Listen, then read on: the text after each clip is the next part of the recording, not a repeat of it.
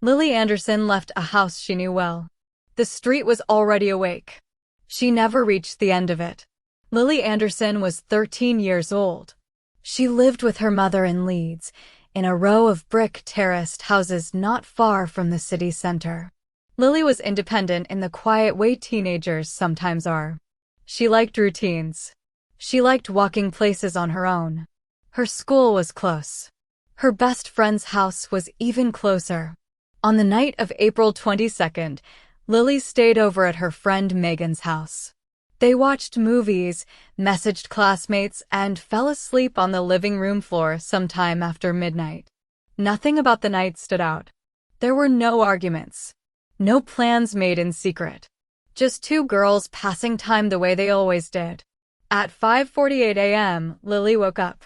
Megan's parents were already moving around the house, preparing for work. Lily checked her phone. She had a missed message from her mother asking when she would be home. Lily replied that she was leaving now. She put on her jacket, slipped on her trainers, and packed her phone into her pocket. Megan walked her to the door. They said goodbye quietly so they wouldn't wake anyone else. At 5:52 a.m., Lily stepped outside. The walk home took less than 3 minutes. Straight down the street, past a small corner shop, then left into the next row of houses. Lily had done it hundreds of times. It was familiar enough that no one worried about her walking alone, even early in the morning. CCTV later confirmed Lily walking past Megan's gate at 5:53 a.m. She was alone. Her hood was down. She was looking at her phone as she walked. That footage is the last confirmed image of her. The street was not empty. Buses were already running. A delivery van was parked farther down the road. Lights were on in several houses. Nothing in the video suggested danger. At 6:02 a.m., Lily's mother sent another message asking if she had arrived. It was never read. At 6:10 a.m., she called. The phone rang until it went to voicemail. By 6:20 a.m., Lily was late. Not by much, but enough to feel wrong. Her mother walked outside and looked down the street toward Megan's house. The road was quiet. She assumed Lily might have stopped to talk to someone or ducked into the shop. She went back inside to wait. At 6:45 a.m., waiting turned into fear. Calls went unanswered. Messages stayed unread. Lily's phone location showed no movement after 5:54 a.m. Her mother called Megan's parents. They confirmed Lily had left. They confirmed the time. They confirmed she had been alone. At 7:05 a.m., police were contacted. Officers arrived quickly. They began at Megan's house and worked outward. They reviewed CCTV from nearby homes and shops. One camera showed Lily passing the corner shop at 5:54 a.m. Another showed an empty pavement seconds later. There was no footage of her turning onto her home street. That gap became the focus. Investigators walked the route themselves. 3 minutes at an average pace. Less if someone was in a hurry. No alleyways. No open yards. No obvious places to disappear. Lily's phone last connected to the network at 5:55 a.m. The signal ended abruptly. It did not move again. The device was never recovered. Police canvassed the area. Neighbors were asked about noises, arguments, or vehicles. One resident reported seeing a light-colored car stopped briefly near the corner around that time. They could not recall the driver. Another said they heard a car door close, but could not be certain of the time. The search widened as the morning progressed.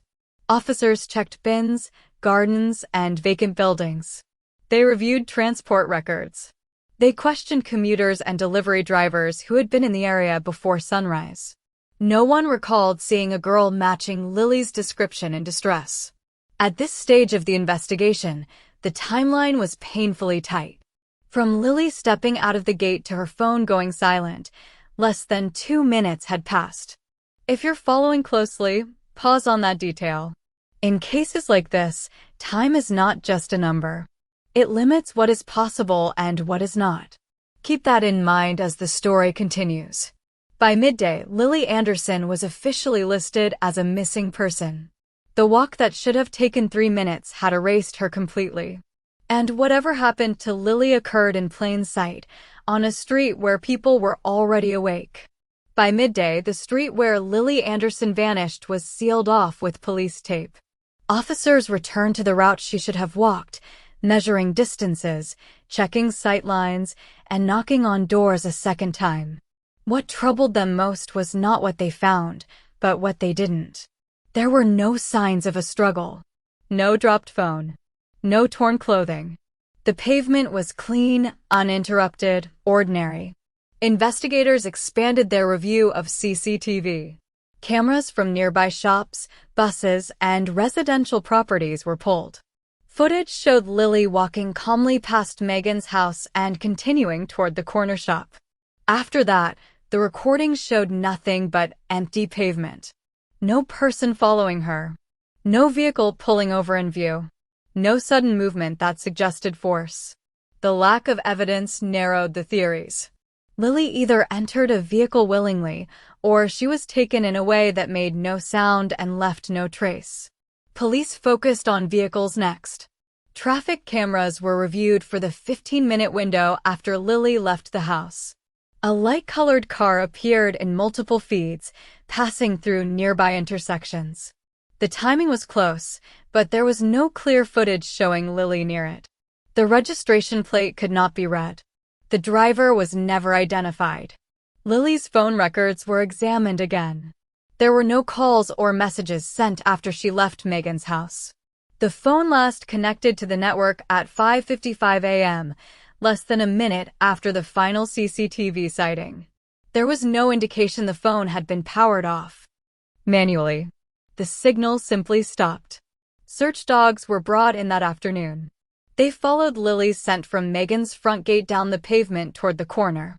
The trail ended near the road, close to where a car could have stopped briefly without blocking traffic. That detail shifted the focus. Officers searched nearby garages and parking areas. They questioned taxi drivers, rideshare operators, and early morning delivery workers. No one reported picking up a teenage girl. No one recalled seeing someone in distress. As days passed, the investigation grew wider and quieter. Posters were distributed across Leeds. Lily's photo appeared in shop windows, bus shelters, and schools. Her school timetable was reviewed. Her social media was examined.